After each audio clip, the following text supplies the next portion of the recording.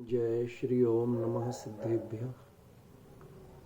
S सुरासुर मणु सिंध वंदिदं धोदघादिकं मलम् प्रणमामि वढ्ढमानं तीर्थं नमस्कारतारं शेषे पुण्यतीर्थये ससौ सिद्धे विशुद्ध भावे समणे अणानदंसं चरित तव वीर्यायारे ते सौवे समगम पतेगमेव पतेगं वन्दामि अवट्टन्ते अर्हन्ते मानुषे खेते किच्चारिहन्ताणम् सिद्धाणं तैणमो गणहराणम् अजावैवगाणं साहूढं चैव सौवेसिं तेसिं विशुद्धदंसं नाणपहाणासमं समासेज्य ओवसंपयामि सम्मं जतोणिवाण संपत्ति। प्रवचन सार परमागम चरणानी योग चूलिका महाधिकार गाथा 262 पृष्ठ 500। अभुट्ठाणं गहेणम् उवासिणं पोषणं च सकारम् अंजलिकरणं प्रणमं भणिदमिह गुणाधिगाणं तु ही। जो अपने से गुणों में श्रेष्ठ हैं ऐसे भावलिंगी मुनिराज उनके प्रति 7 प्रकार के विनय के कर्तव्य करने योग्य कहे गए हैं। वो 7 प्रकार के कर्तव्य हैं: अभ्युत्थान, ग्रहण, उपासन, पोषण, सत्कार, अंजलिकरण और प्रणाम। ये 7 कार्य कहे गए। कल मैंने आपको कहा था कि मैं आपको बताऊंगा कि वास्तव में जो भरत क्षेत्र में प्रचलित मुनि धर्म के ग्रंथ हैं उनमें कितने प्रकार कहे गए इस बारे में। तो विनय संबंधी मैटर ही मैं देख रहा था, इसलिए एक आध मिनट थोड़ा सा विलंब किया मैंने। मजे की बात यह है कि और आचार्यों ने तो इस बारे में ज्यादा दिया नहीं, पर आचार्य कुंद के मोक्ष पाहुड़ की टीका में कोई प्राचीन गाथा उद्धृत है, कहां की है ये पता नहीं।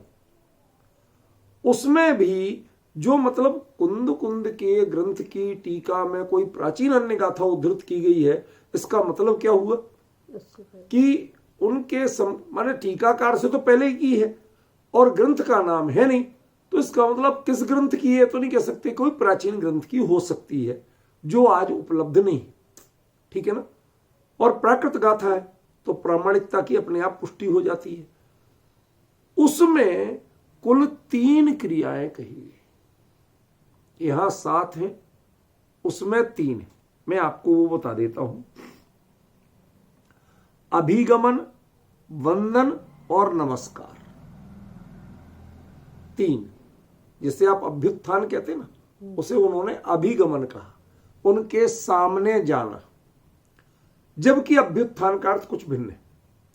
आज भी हम कहीं भी कोई निकल रहा उठ के खड़े हो गए, हमने देखा है गांव में यदि कोई बड़ा व्यक्ति निकलता है, बाजार में दोनों ओर दुकानदार अपने बैठे, तो वो सब उठ के पीछे नहीं चल देते, कौन अपनी दुकान छोड़ के जाएगा, वो अपनी जगह खड़े हो जाते। तो एक सम्मान देने का तरीका अभ्युत्थान है, विनय का तरीका एक अभ्युत्थान है, ये सब जानते हैं। लेकिन यहां उन्होंने 3 ही कहा, अभिगमन उनके सामने जाना, दूसरा वंदन और तीसरा नमस्कार। ठीक है ना। अब इसमें वंदन नाम का शब्द नहीं, चलो नमस्कार तो प्रणाम को आप मान लो मोटे तौर पे, लेकिन वंदन नाम का इसमें शब्द नहीं। और उसकी जगह जो शब्द है वो है गहन, उवासण, पोषण, सत्कार और अंजलिकरण। यदि आप अंजलिकरण को वंदन मानते हो तो भी 5 चीजें ऐसी हैं जिनका इसमें उल्लेख नहीं। अभ्युत्थान का भी नहीं है सीधे सीधे तो, और यदि उसे अभिगमन में आप मान भी लो किसी तरह, तो भी ग्रहण, उपासन, पोषण और सत्कार, इन 4 का इसमें कहीं उल्लेख नहीं। मतलब एक कोई व्यक्ति भावलिंगी मुनिराज के जब दर्शन करता है तो दर्शन करते समय वह कैसे दर्शन करता है, क्या क्या करता है, इनकी सूक्ष्मता का वर्णन यहां कहीं नहीं। ये जो 7 क्रियाएं यहां कहीं हैं, ये बेहद मनोवैज्ञानिक है और क्रमिक है। यदि इनका क्रम तोड़ दोगे तो ये बनेगी नहीं, इनका स्वरूप ही बदल जाएगा, स्वरूप बदल जाएगा। ये क्या, जैसे पोषण कहें आप, तो पोषण माने तो भरण पोषण होता है, अर्थ ही दूसरा हो जाएगा। समझ गया ना? वो इनने नीचे कर दिया। अमित जी भैया समझ रहे ना, कमी क्या हो रही? नीचे क्या अर्थ कर दिया कि उनको आहार आदि देकर उनका पोषण करना। जब तुम भरण पोषण का अर्थ यही मानते हो दैहिक, तो दैहिक अर्थ कर दिया आपने, जबकि वहां वो अर्थ ही नहीं। भाई आप ही बताइए, उपासन के बाद पोषण का क्या मतलब? कोई आपके पास आकर के बैठा तो बैठ के कोई आहार देने लगेगा? आप खुद सोचिए थोड़ा कि इसका इससे लिंक बैठता भी है कि नहीं बैठता, ये बातें आपस में जुड़ती है कि नहीं जुड़ती। और जब ये मैंने कल कहा था, ये क्रमिक विवेचन है, ये सब क्रियाएं क्रमशः होती हैं, पहली होगी तो उसके बाद ही दूसरी होगी, उससे लिंक तीसरी। तो कल हमने जो शब्दार्थ बताया भी था उसमें भी कुछ छूटा था और फाइनली उनके क्रम की बात छूटी थी। ठीक है ना? देखो, सत्कार के बारे में थोड़ी सी चर्चा अपन ने की थी, पोषण तक तो अपन ने कर ली थी, सत्कार की थोड़ी ही चर्चा की थी, और उसके बाद में थी अंजलिकरण और प्रणाम। अंजलिकरण जो हाथ जोड़ना है, ये क्या है वास्तव में? हमारे यहां भारतीय संस्कृति में हाथ ही क्यों जोड़े जाते हैं? और हाथ जोड़ने को एक तो ये भी है पूरा चिपका दिया, एक हल्का सा, देखो आप ऐसे हल्का सा खुला हुआ, देखो आप पूरे मैं दिखा रहा हूं, आई डोंट नो कि आपको क्लियर दिख रहा है कि नहीं दिख रहा है, हल्का सा गैप ऐसे ही में आपको दिख रहा है, बीच में हल्का सा उभरा हुआ है। तो एक्चुअली अंजलिकरण इसको कहते हैं, अंजलि इसे कहते हैं। समझ गए ना? जो मुनिराज अंजलि कर देते हैं, मतलब आहार लेने के पहले जो कर देते हैं, वो लेने के लिए करते हैं अंजलि। अब ये जो था, ये ही जैसे आपने बंद कर दिया, कुछ है हाथ में, उसको कहते हैं एक्चुअली अंजलिकरण। ख्याल में है ना? ये जो चिपकाना, ये अंजलिकरण नहीं है। समझे? अब क्या क्यों, मैं आपको धीरे धीरे बताऊंगा भैया, एक साथ सब चीज का उत्तर नहीं दे सकता, मैं समझाऊंगा आपको सब। मुद्दा ये है कि वह अंजलिकरण जब तक सत्कार कर रहे हैं तब तक हाथ नहीं जुड़े, नहीं तो अंजलि, यदि सत्कार में हाथ जुड़ गए होते तो अंजलिकरण की क्रिया नहीं होती। समझ रहे? अंजलिकरण हाथ जोड़ना तब होता है जब हम पूरी तरह से संतुष्ट होके, प्रमाणित करके अपनी विनय श्रावक की व्यक्त करना चाहते हैं। आपके हाथ जुड़ना मतलब एक सद्ग्रस्त श्रावक किसी मुनिराज के हाथ जोड़ता है, एक अभ्यासी अनुभवी श्रावक किसी मुनिराज के हाथ जोड़ता है, उस हाथ जोड़ने मात्र से प्रमाणित हो जाता है कि ये भावलिंगी मुनिराज है। माने हाथ जोड़ने की क्रिया जब तक आप परख रहे हैं, कुछ और कर रहे हैं, कितने ही जान लिया, लेकिन ये एक ऐसा सर्टिफिकेट है, ऐसा कंफर्मेशन है, आपने ये किया था, जैसे मैं आपको थोड़ा सा बताता हूं, किसी ने किसी के पैर छुए।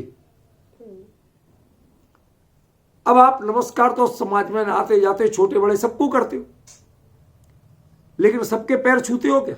नहीं। अच्छा, चलो माता पिता के भी पैर छूते, लौकिक गुरुजनों के भी पैर छूते, लेकिन जैसे पंचांग नमस्कार के रूप में क्या माता पिता के पैर छूते हो? नहीं छूते।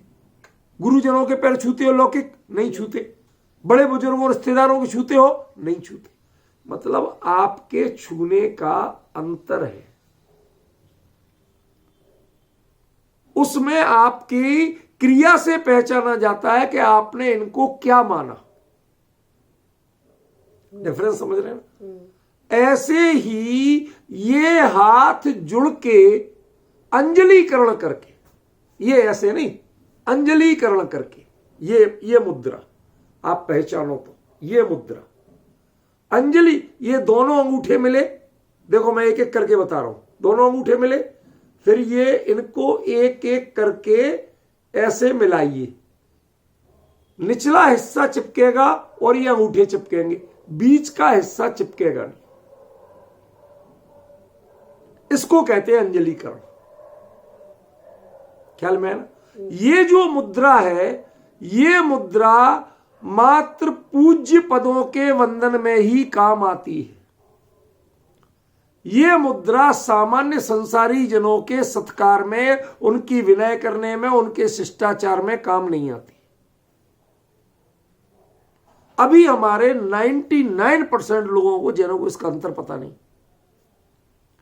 आप ऐसे जोड़ देते हैं, भाई साहब जय जिनेंद्र, चलेगा, कोई दोष नहीं, लेकिन आप कहें भाई साहब जय जिनेंद्र, नहीं चलेगा। ये आप कर सकते हैं अपने से बहुत अधिक गुण वाले, यानी मुनिराज आदि को, भगवान को, तीर्थंकर को, अरहंत को, मुनिराज को, उनको कर सकते हैं। उससे नीचे लेवल पे आप ऐसे नहीं कर सकते। ख्याल में है ना? तो आप कहें ऐसा क्यों? कारण भी तो पूछो, समझना तो पड़ेगा। खाली कर्मकांड बना दिया क्या भाई? ये तो ऐसा करना गृहस्थों का, ऐसा करना मुनिराजों, ये तो कर्मकांड हो गया, या इसके पीछे कोई उद्देश्य है? समझ गए ना? उद्देश्य है, वो उद्देश्य आपको समझना पड़ेगा। हमारे शरीर में ये दोनों हथेलियां नॉर्थ पोल और साउथ पोल की तरह काम करती हैं। जब ये पूरी मिलती है तो आपके जो शरीर में इलेक्ट्रोमैग्नेटिक वेव्स हैं वो पूरा एक सर्कल ले लेती है। समझ गए ना? तो आपकी अपनी ऊर्जा अपने में चलने लगती है। इसलिए जब ध्यान के या योग की मुद्रा में, लौकिक योग की, आध्यात्मिक योग की बात नहीं कर रहा हूं, उस मुद्रा में ऐसे हाथ जुड़वाते हैं, बल्कि इनको रगड़ के भी जुड़वाते हैं। वो क्या है? वो बॉडी को एनर्जाइज करना। जो बॉडी की इलेक्ट्रोमैग्नेटिक वेव्स है वो पूरी सर्कल बने तो उनके जो पार्ट निष्क्रिय हो रहे होते हैं वो सक्रिय हो जाते हैं, इसमें काम आते हैं। ठीक है ना? वो आपको अपनी बॉडी को चार्ज नहीं करना है। चार्ज किसको करना है? चार्ज करना है मन को। अब एक समय में आप बॉडी चार्ज करेंगे या मन चार्ज करेंगे? इसलिए जब आपको उपयोग से, विवेक से, विनय से ज्यादा काम करना हो तो अंजलिकरण होता है।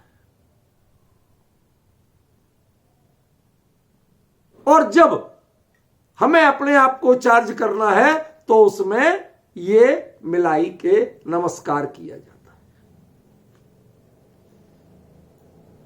आपको पता होना चाहिए, कभी जब ऐसे में आप अपने आप को बहुत भक्ति भाव से भर के और करें तो कितने ही सर्दी के दिन हो, आपकी हथेली ठिठुर रही हो, लेकिन आपके अंदर के हिस्से में जो वायु है, यद्यपि उसमें 100 छेद हैं, देखो है ना, उंगलियों के बीच में, उसके बावजूद वहां की एनर्जी जो है वो आपको कुछ ऊर्जा सी लगेगी।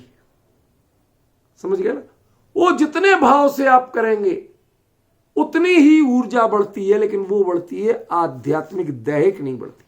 और जब चिपकाते हैं तो वो दैहिक ऊर्जा चार्ज होती है, आध्यात्मिक नहीं होती। ये अंजलिकरण के पीछे एक विज्ञान है, आध्यात्मिक विज्ञान, लौकिक विज्ञान नहीं। ख्याल में आया? और उसके बाद में का प्रणाम, अभी ये शब्दार्थ चल रहा, क्रम की बात, क्रम के बाद तीसरे नंबर पे आएगा इसका मर्म। तो क्या करूं, मेरी कमजोरी है, मैं धीरे धीरे बात को क्लियर कर, एक साथ सारी बातें नहीं बता पाता, ठीक है ना? अब प्रणाम क्या है? णम माने झुकना, प्रणम माने विशेष रूप से झुकना। नॉर्मली हमारा माथा झुकना जानता है, शरीर झुकना जानता है, शरीर का कमर का ऊपरी भाग झुकना जानता है, लेकिन एक चीज झुकना कम जानती है। वो क्या? वो हमारा उपयोग, हमारे अंतरंग भाव। आप संसार में दो कारणों से झुकते हैं, एक सांसारिक स्वार्थों से। बताइए, राजा महाराजा के सामने कौन नहीं झुकता? बड़े मंत्री अधिकारी के सामने कौन नहीं झुकता? बड़े सेठ के सामने कौन नहीं झुकता? समझ गए ना? अध्यापक के सामने कौन नहीं झुकता? अरे गुरुजी आप सिखाओगे जब ही कल्याण होगा, आप फेल कर दोगे तो क्या होगा? हमारे तो रोज झुकते हैं लोग। उसकी कोई कीमत नहीं है, उसका नाम प्रणाम नहीं। जब आपके मन में कोई लौकिक स्वार्थ नहीं है, समझ गया ना, किसी भी तरह के भोग की या सांसारिक प्रयोजन की वांछा नहीं है, आकांक्षा नहीं है, आप गुणों से अभिभूत होके जहां तक झुक सकते हैं। इसीलिए वास्तविक जो प्रणाम है वो साष्टांग होता है, वो पंचांग भी नहीं होता। शांति भाई समझ में आया क्या कहा मैंने? पूरे लंबे लेट के ऐसे हाथ करके जो किया जाता है, पूरी बॉडी चरणों में बिछा दी, ख्याल में ना, वो होता है वास्तविक प्रणाम। साष्टांग प्रणाम शब्द है, पंचांग नमस्कार है। साष्टांग के साथ नमस्कार शब्द नहीं है, साष्टांग के साथ प्रणाम शब्द है और पंचांग के साथ नमस्कार शब्द। गौर किया आपने कभी? विपिन जी आप इतना जानते तो सब है, सुना तो सब है, कमी हमारी क्या होती है? हम उस पर फोकस नहीं करते, कैजुअली टाल देते।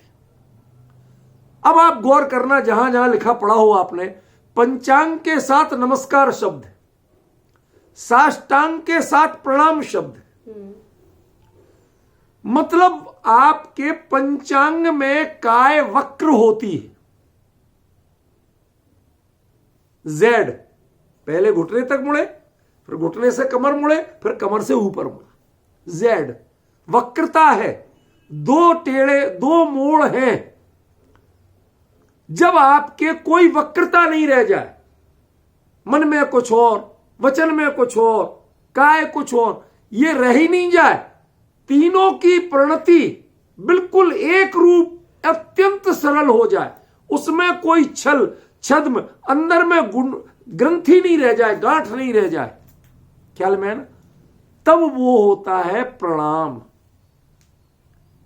हम लोग नॉर्मली प्रणाम, भाई साहब प्रणाम, चलते फिरते भी प्रणाम हो जाता है, जबकि प्रणाम वास्तव में क्या है? साष्टांग ही प्रणाम होता है। पंचांग भी नमस्कार कहा गया, क्यों? आपके काया से भी ऋजुता दिखनी चाहिए, सरलता दिखनी चाहिए, सीधापन दिखना चाहिए। जब आपकी काया में तीन टेढ़ हैं तो वचन में कितने होंगे? वचन के टेढ़ तो देखने में नहीं आते, समझ में है ना? और मन में कितने होंगे? मन तो किसी ने देखे ही नहीं। अरे मन तो मनापुर ज्ञानी भी नहीं देख पाते। सुनना जरा ध्यान से, अरे मन के विचारों में स्थित पुद्गल पदार्थ के बारे में ही तो जान पाएंगे, आत्मिक परिणाम के बारे में कहां से जानेंगे मनः परय ज्ञानी? क्योंकि अवधि ज्ञान और मनः परय ज्ञान का विषय पुद्गल है, रूपी है, अरूपी उनका विषय नहीं। ख्याल में है ना? इसलिए वो कहते हैं साष्टांग करो, पूरा लेटो तो प्रणाम है। क्यों? क्योंकि कम से कम एक चीज तो हम कंफर्म कर सके कि आप सरल हुए, रिजू हुए, आर्जव रूप हुए, उसमें कोई टेढ़ बाकी नहीं रही। और इससे ही आप प्रेरणा लो कि तुम्हारे वचन और मन वो भी इतने ही सरल होना चाहिए, उसमें कोई टेढ़ नहीं हो, उसमें कोई गांठ नहीं हो। भाई साहब देखो, जब हम कुंद कुंद जैसे महान आचार्य और जो सीमंदर स्वामी के समो शरण से डायरेक्ट लाके माल परोस रहे, तो भाई साहब हमें उसका अर्थ करने में बहुत जिम्मेवारी चाहिए, हम कैजुअली नहीं कर सकते। बस सत्कार में ही बहुत कुछ कह चुके तो अंजलिकरण क्या है? अंजलिकरण में जब इतना कर चुके तो प्रणाम क्या है? समझ रहे ना? यहां तक कि जितनी क्रियाएं की करते करते ये हथेली भी जो जुड़ी थी, मिली थी, ऐसी अंजलि बनी थी, वो ऐसी की ऐसी लंबी हो गई, चरणों तक पहुंच गई, और आप पूरे पीछे खिसक के सीधे लेट गए। समझ गए ना? ऐसे के ऐसे बिल्कुल औंधे, सारे अंग जमीन को मिल गए, कहीं कोई विकृति, कोई टेढ़ापन बाकी नहीं रहा, तब उसका नाम प्रणाम है। इसलिए ध्यान रखना, साष्टांग के अलावा कोई प्रणाम नहीं होता है, बाकी सब नमस्कार होते। और ये शब्द यहां है नहीं, इसमें 3 ही शब्द है, अभिगमन, वंदन और नमस्कार। कुंद कुंद नमस्कार शब्द नहीं ले रहे हैं यहां। देखो वहां भी भाव पाव मोक्ष पहाड़ कुंद कुंदाचार्य देव का ग्रंथ है, उसमें यह प्रकरण आया, उसकी टीका में गाथा उद्धृत की गई, और उस प्राचीन गाथा में से यही बताया गया कि 3 काम करना चाहिए, अभिगमन, वंदन और नमस्कार। यहां वंदन नाम का शब्द नहीं। किसकी वंदना? काय की वंदना? समझ गए ना? हम लोग वंदना शब्द का अर्थ वो नहीं कर पाते जो विस्तार कुंद कुंद ने आपके, एक तरह से वंदना का ही विस्तार है। गहन, उवासन, पोषण, सत्कार, अंजलिकरण, ये 5 वंदन का विस्तार है। समझ गए ना? ये गहराई आपको समझना होगी, इस गहराई से आप बच नहीं सकते, और यदि इससे बच गए तो ये गाथा छूट जाएगी आपसे। इस गाथा में कुंद कुंद आचार्य देव का जो वास्तविक अभिप्राय है वो आपसे छूट जाएगा। यदि वो नहीं छोड़ना है तो आपको इसमें अलर्ट होना पड़ेगा, सावधान होना पड़ेगा। ख्याल में आया कि नहीं? इसीलिए कहते श्रोतारा सावधान तया श्रवंतु। वो क्यों कहते?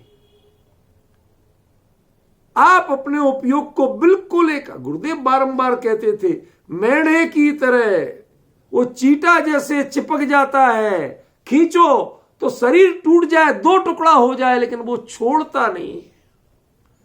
ऐसे ही हमारी कोई भी स्थिति हो, कुछ भी संसार में आए और जाए, लेकिन हमारा उपयोग जिस समय जिनवाणी की चर्चा में उसमें उपयोग लगे तो वो उपयोग छूट ना पाए, इतनी सावधानी हमें चाहिए। इसका नाम सावधानी। ख्याल में आ रहा है? तो जरा विचार करिए। अभी आपको 2 शब्द बताए, अंजलिकरण और प्रणाम। ये सिर्फ इसके बाहरी स्वरूप बताए, आभ्यंतर स्वरूप नहीं बताए। लेकिन बाहरी स्वरूप में भी हमें इनकी बारीकियां पता नहीं थी, सामान्यतः हम समझ नहीं पाते। तो हर एक चीज में थोड़ा थोड़ा अंतर जो था वो आपको क्लियर किया। अब देखिए हम इसके क्रम की चर्चा करते हैं, ठीक है ना? यही क्रम क्यों? आप कह सकते हैं कि साहब गाथा में तो शब्द आगे पीछे भी किए जा सकते हैं, छंद के हिसाब से लिख देते हैं। इसमें ऐसा कुछ भी नहीं है। प्रवचन सार में हमें ऐसा मिल ही नहीं रहा। भूले भटके किसी गाथा में थोड़ा बहुत अंतर होता है, वरना इसमें अन्वय की हुई गाथा है। जो क्रम कुंद कुंद देना चाहते वही क्रम दिया उन्होंने, कोई चेंज नहीं किया। ख्याल में है ना? जरा पहचानिए। अब पहले शब्द पे आते हैं लौट के, अभ्युत्थान। अभी उत और थान। अभी माने सन्मुख होना, उत माने बैठे से खड़े होना, उसके लिए तत्पर होना, अपनी वचनबद्धता दिखाना, अपनी माने एक कमिटमेंट दिखाना। तो अभी हो गया, उत हो गया, और उसके बाद में थान। थान माने अब आपको चलना नहीं है, अपनी जगह रहना है, उठना है, लेकिन जगह नहीं छोड़ना है। क्या मतलब हुआ? क्या मतलब हुआ? सचिन, कुछ समझ में आया? विपिन जी, मैं जो शब्द पे जोर दे रहा हूं उस शब्द को पकड़े आप। अपनी जगह नहीं छोड़ना मतलब जिस जगह खड़े तो वहां पर कोई दूसरा आके नहीं बैठ जाए, नहीं। टिकट ले रखी है, जो लक्ष्य है वो छोड़ना नहीं। जो आपने भावलिंग के पहचान कर भावलिंगी मुनिराज के प्रति जो भाव बनाए हैं अपने हृदय में, उससे विचलित नहीं होना, उसके लिए खड़े होना है। उस डिटर्मिनेशन से, उस कमिटमेंट से हिलना नहीं है। बातें तो आप मुनि धर्म की पहले भी करते थे, प्रशंसा पहले भी करते थे, जयकारे पहले भी लगाते थे, लेकिन अभ्युत्थान नहीं होता था। उनके सामने खड़े होकर कमिटमेंट दिखाना नहीं होता था। उस संकल्प के साथ खड़ा हो, अभी हो अपनी जगह, आगे नहीं बढ़े, आप अपनी भूमिका में हो, लेकिन बैठे जो थे बैठे से उठ गए। आपने जो आसन संसार का था वो छोड़ दिया है। खड़े होना ये हमेशा कि आगे बढ़ने का आसन है, अप्रमाद का आसन है। इसीलिए कायोत्सर्ग की जो मुद्रा है वह हमेशा खड़े होके होती है, बैठ के कायोत्सर्ग की मुद्रा नहीं होती। कायोत्सर्ग एक आसन है, आसन है, लेकिन वो हमेशा खड़े होके ही होता है। वो कभी बैठ के, जो आप बैठ के कायोत्सर्ग कर रहे हैं ना, ये करो आप, जाप के लिए सब छूट है, लेकिन ये कायोत्सर्ग नहीं है। कायोत्सर्ग पहचाना जाता है मुद्रा से, आसन से, और वो होती है हमेशा खड़े में। ख्याल में ना? और खड़े में भी हाथ लटका के, तो आप कैसा, आप तो कायोत्सर्ग हाथ जोड़ने की बात करते हो, वो तो जाप के लिए जुड़वाते हैं। वो कायोत्सर्ग है का? नौबार नमोकार मंत्र पढ़ना कायोत्सर्ग है का? वो तो जाप है। जप के लिए तो जुड़ेंगे हाथ, लेकिन कायोत्सर्ग जब शरीर का ही ममत्व छोड़ दोगे तो हाथ लटकेंगे। क्यों? ये हाथों की स्वाभाविक गति है। जब इधर ध्यान नहीं दोगे, हाथ जोड़ने में इधर फोकस करना पड़ेगा। ख्याल में है ना? और जब शरीर से ही ममत्व छूट जाएगा तो हाथ अपने आप लटक जाते हैं। असली कायोत्सर्ग मुद्रा वही है। कायोत्सर्ग एक आसन का नाम भी। ख्याल में है ना? ध्यान के कई आसन कहे, उनमें एक कायोत्सर्ग मुद्रा या कायोत्सर्ग आसन है। शरीर छूट जाए तो क्या हालत रहेगी आपकी? आत्मा भिन्न और शरीर भिन्न हो जाए तो आपकी हालत क्या रहेगी?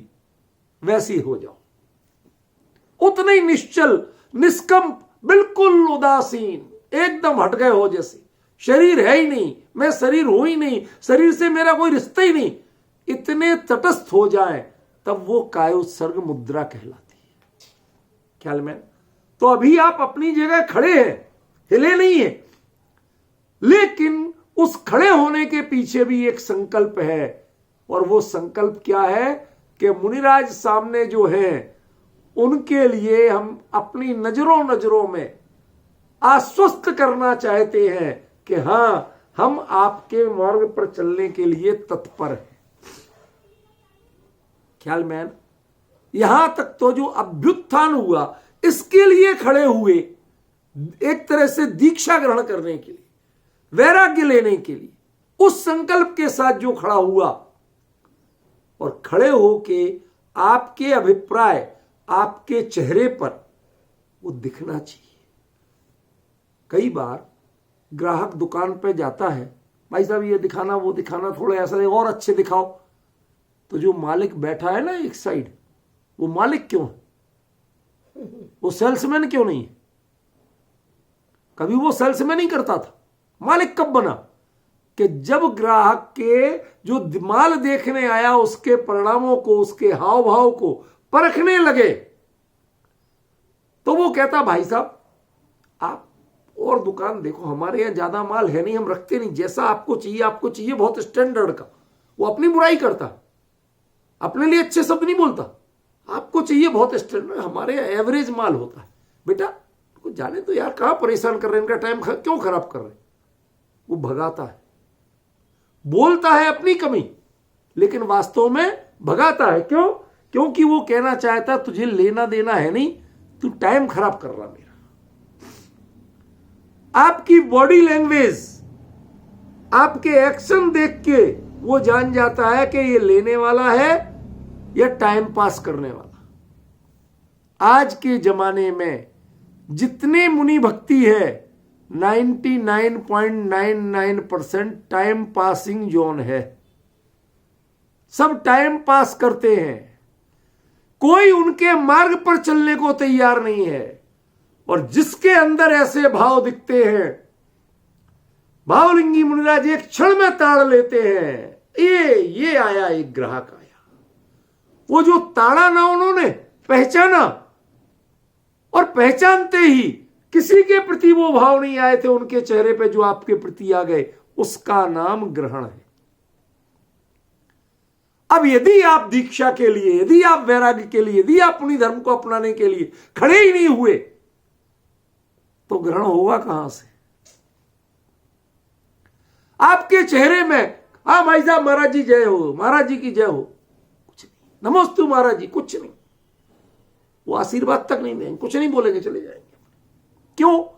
यहां मेरे माल का कोई ग्राहक ही नहीं है, मैं अपना टाइम खराब क्यों करूं? समझ रहे ना? जब आपका अभ्युत्थान होगा और वो अभ्युत्थान क्लियर दिखे आपकी बॉडी लैंग्वेज से, तब होगा ग्रहण।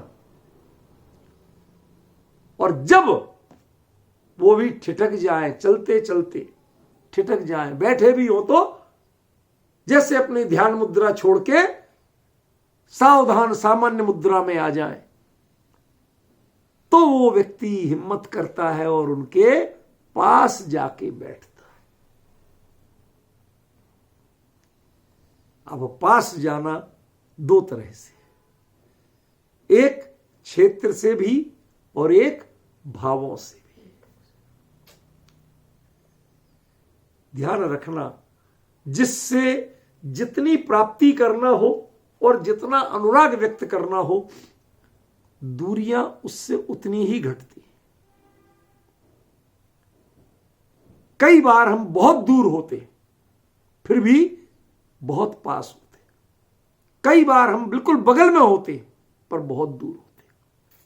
मैं एक दृष्टांत दे रहा हूं, लेकिन वास्तविक, काल्पनिक नहीं। निहाल भाई जी का नाम आपने सुना होगा, निहाल भाई जी सोगानी। निहाल भाई सोगानी गुरुदेव के पास एक बार गए, दो बार गए, उसके बाद जा नहीं पाते थे। उन्हें अपने सांसारिक प्रतिकूलताओं का उदय बहुत था, व्यापार उसके कारण जा नहीं पाते थे। तो क्या हुआ, एक दिन वो अपना लिखते हैं, अरे विकल्प, अपने ही भाव, अरे विकल्प, या तो तू मुझे मेरे गुरुदेव के पास ले चल, वरना उनके दिए हुए मंत्र से तेरा सर्वनाश कर दूंगा। जरा विचारने की कोशिश करो, क्या कह रहे हैं? क्या बार बार विकल्प होता था, जा कैसे जाए कैसे जाए, अब ये समस्या आ गई, ये समस्या आ गई। तो कहते या तो तुम विकल्प उठना ही बंद कर दे, और यदि उठता है तो फिर इतनी ताकत बना अपनी कि चाहे लाख प्रतिकूलताएं हो, लेकिन मुझे इतना जोर तो दे, इतनी हिम्मत दे कि मैं गुरुदेव के पास पहुंच जाऊं। समझ गया ना? ले चल। अब समझ ले। अब कई लोग जो गुरुदेव की सेवा में रोज सुबह से शाम तक लगे रहते थे, उनमें कोई जो बिल्कुल बगल में खड़े हैं, सुबह से शाम तक देखभाल कर रहे हैं, वो पास नहीं थे, उनका उपासन नहीं था। क्यों? क्योंकि वो ड्यूटियां निभा रहे थे।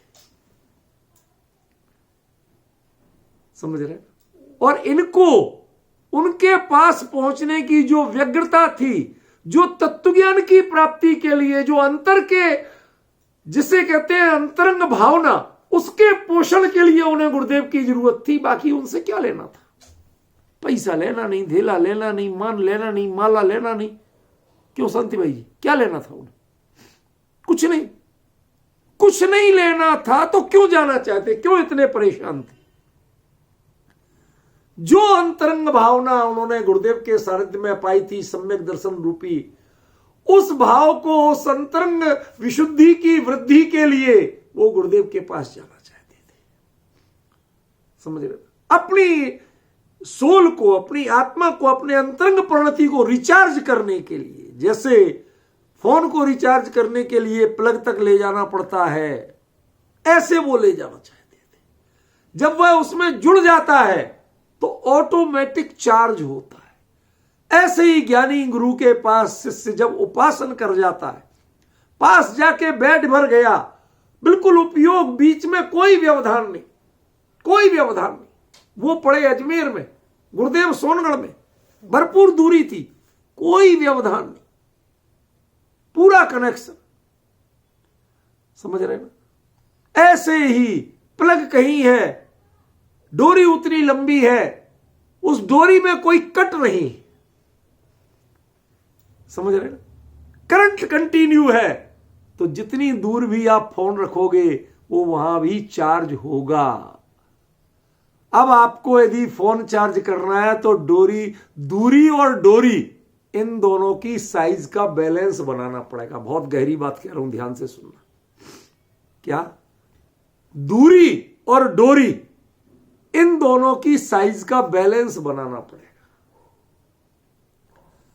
दूरी ज्यादा हो और डोरी छोटी हो तो चार्ज नहीं होगा, फिर फोन रखने से कोई फायदा नहीं है।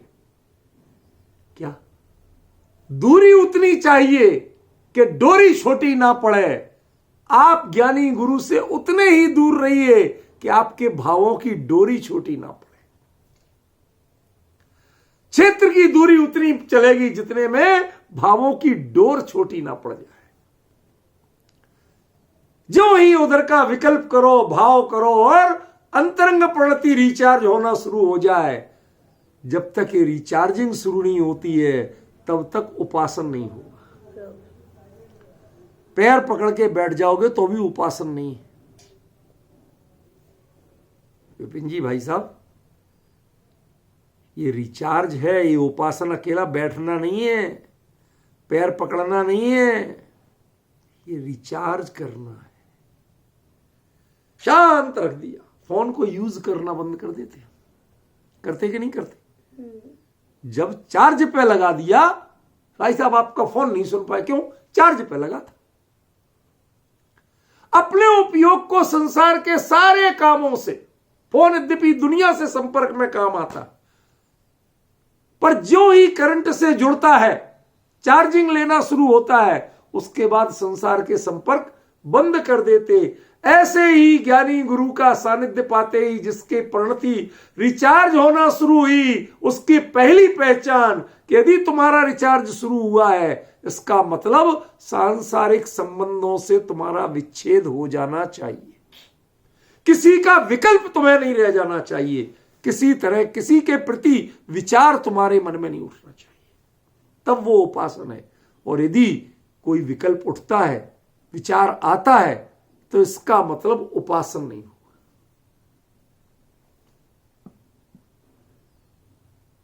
अब आपको क्या लगता है, क्या नहीं लगता है, मैं नहीं कह सकता। यद्यपि दिल्ली के जो बाहर का माहौल है, ये दिवाली बाद यहाँ प्रदूषण की मात्रा बड़ी विकट होती है, एक्सट्रीम होती है, और इसमें शारीरिक ये एलर्जिक लोगों को बहुत डिस्टरबेंस रहता है सांसारिक जो दैहिक दृष्टि से।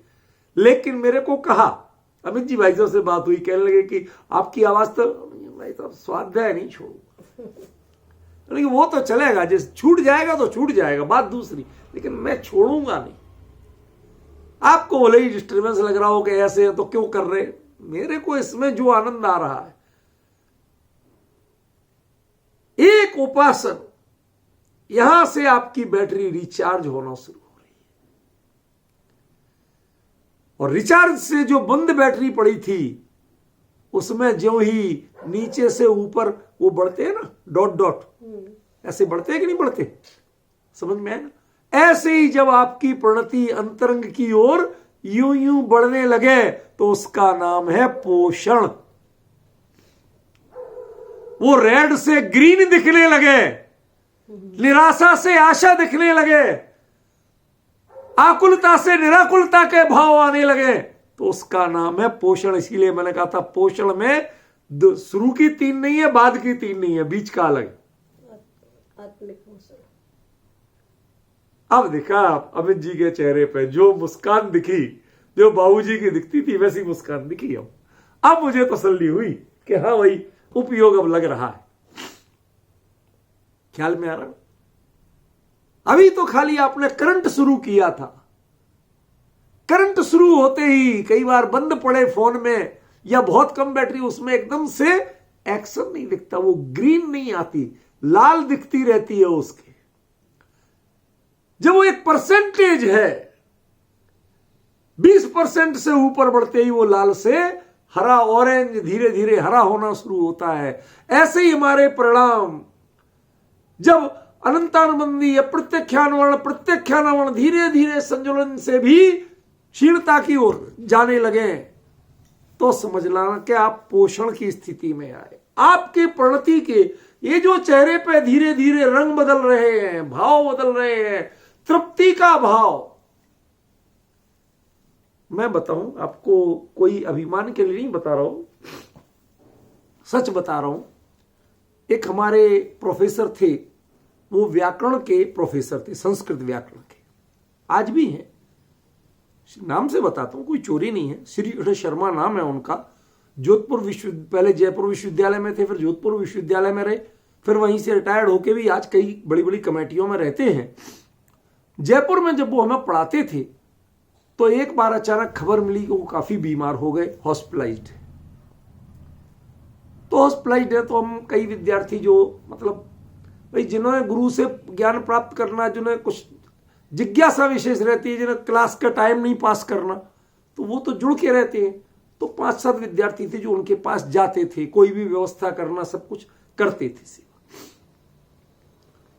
अब उनके लिए उस समय ड्रिप वगैरह और ऐसे चेहरे पे ऑक्सीजन वगैरह लगी, कुछ कर नहीं पाते, बोल नहीं पाते, तो हम सब जाते अपने बैठते, जिससे जो बनता करते। वो देख भी नहीं पा रहे, सीधे ऐसे पड़े। तो बाद में 2-3 दिन बाद जब हट गए तो कहते ये काम तू करता था ना, मेरे से कहते कि करता तो था, पर आपको कैसे पता, आप तो देखे ही नहीं रहते, हिलडुल नहीं रहते। कहते मैं हिलडुल नहीं रहा, आंख नहीं देख रही थी, लेकिन मेरे शरीर से ज्ञान तंतु नष्ट नहीं हो गए थे। कि तुम छूते थे तो और लोग छूते थे और तुम छूते थे, हमें अंतर पता चल जाता था कि ये सुदीप छू रहा है या दूसरा कोई छू रहा है। वही काम दूसरा करे तो हमें वो तृप्ति नहीं मिलती थी, लेकिन तुम छूते भर थे। तो अब आप डिफरेंस समझ रहे हैं ना, ये करंट का अंतर आता है, स्पर्श मात्र से अंतर आता है। सोते हुए बच्चे पे दूसरा हाथ धरे, थपकी दे और मां हाथ भी रख दे, अंतर आता है। वो स्पर्श का संवेदन पहचानता है। ऐसे ही पोषण कब होता है, जब आपकी प्रणति के न केवल कषाय बल्कि अंतरंग की प्रवृत्ति वो उत्तरोत्तर वृद्धिंगत होती दिखती है। तो ज्ञानी गुरु की नजरों में आपकी पात्रता का पोषण होता है। अब जिसके उपासना नहीं होगा उसके पोषण कहां से हो जाएगा।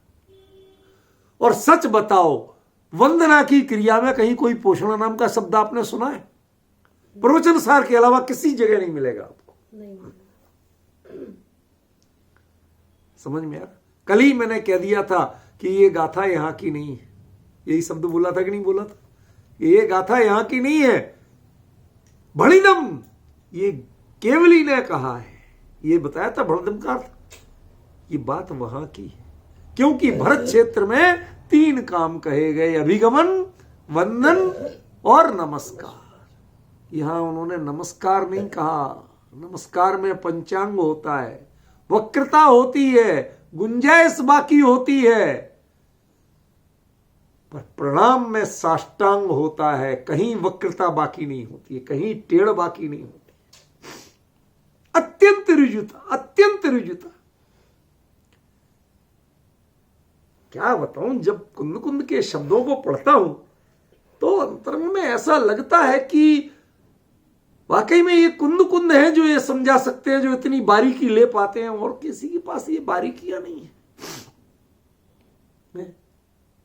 सच बताइए अमित जी, भाई साहब, विपिन जी, आप भी कहीं भी आपने जब जब पढ़ा होगा आज तक, थोड़ा सा दिमाग दौड़ाइए, साष्टांग के साथ प्रणाम शब्द पढ़ा होगा और पंचांग के साथ नमस्कार शब्द पढ़ा होगा। पंचांग प्रणाम नहीं पढ़ा होगा और साष्टांग नमस्कार नहीं पढ़ा होगा। अब कुंद कुंद जब शब्दों को चुन के प्रयोग करते हैं तो कुछ लगता है कि कुछ तो है, कुछ ऐसा है जो वो अलग से बताना चाहते हैं, लेकिन लोग पकड़ नहीं पा रहे हैं। आप लोगों का संबल पाके मैं कोशिश करता हूं कि उसके नजदीक पहुंचूं। इसीलिए गाथा को क्रम से लेता हूं। पहले सरल शब्दार्थ से लेता हूं, फिर उसके तारतम्य से लेता हूं, फिर लास्ट में उसके एक एक का भाव लेंगे। ख्याल में है ना? इसके बाद जब आप कुछ रिचार्ज हो जाएंगे तो उसके बाद जब सामने देखेंगे कि जिस दिशा में आप बढ़ना चाहते हैं उसका तो अथाह सागर सामने। ख्याल में है ना?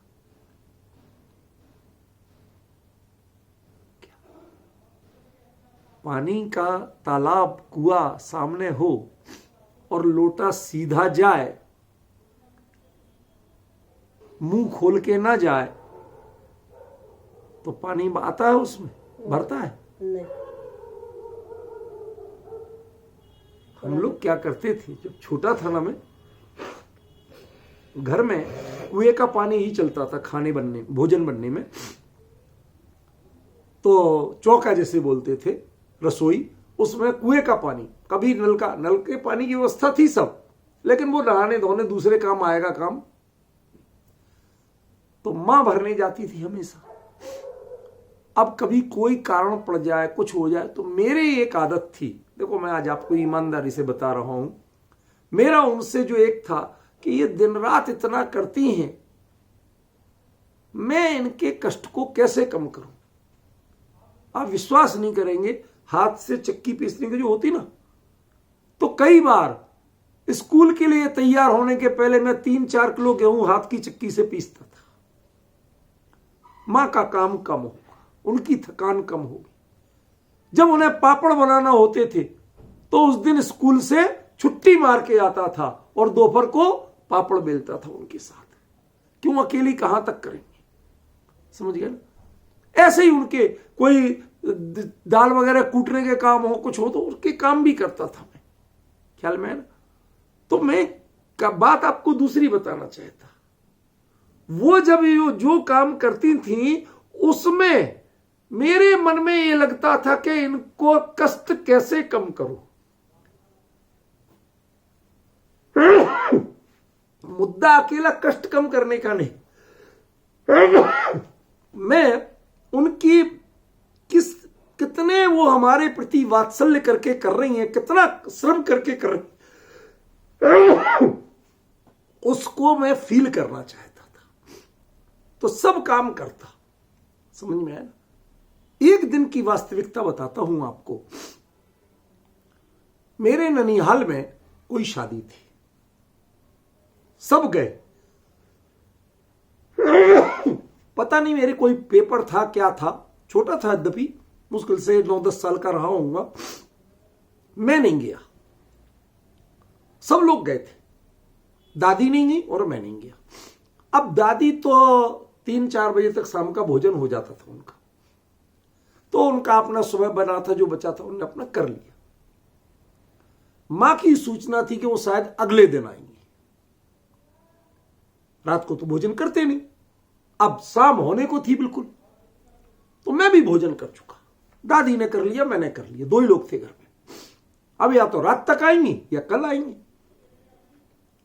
इतने में पता चला कि बाहर बस रुकी और उससे खबर आई कि कोई दौड़ के आया, छोटा भाई वगैरह कोई, कि आ गए। तो मैंने ये नहीं सोचा कि मैं भी बच्चे की तरह दौड़ के जाऊं, उनसे वो क्या लाए, भाई शादी के घर से आए तो पकवान लाए होंगे, कुछ नहीं। मैं तुरंत के तुरंत भागा ऊपर, और ऊपर भाग के जहां 16 के कपड़े रहते थे, उनमें जो कपड़ा मिल पाया वो पहन के, और लकड़ी के कोयले की अंगीठी फटाफट जलाई, और जला के किसी तरह जैसे बना वैसे आटा गूंथा, और गूंथ के और उनके लिए रोटियां सेक दी। मुझे आज भी ख्याल नहीं है कि मुश्किल से 5 से 7 मिनट लगे होंगे, इतने में जैसी बनी वैसी वो तैयार। अब मां कहती अरे ये यदि और बच्चे जितने और होते तो वो सीधे पहले यही होता था कि भाई जो कुछ मिल रहा है पहले पाक पकवान उनके लिए भागो, क्या लाए क्या लाए। इसने क्या लाए की जगह पहले ये चिंता की कि मां कहीं भूखी ना सो जाए, समय बचा नहीं है। वो जब तक घर के भीतर आए सामान लेके, मैंने कहा मम्मी जाके सीधे कपड़े बदल के आओ, खाना तैयार है। कैसे? देखो हमने सूद के कपड़े पहने,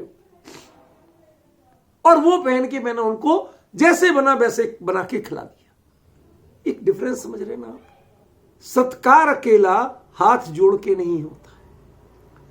जब आपको उनको देख के अंदर में परिणाम उछाले मारे, उन जैसा कुछ करने की प्रेरणा मिले, वहां बढ़ना चाहें आप, तब सत्कार होता है।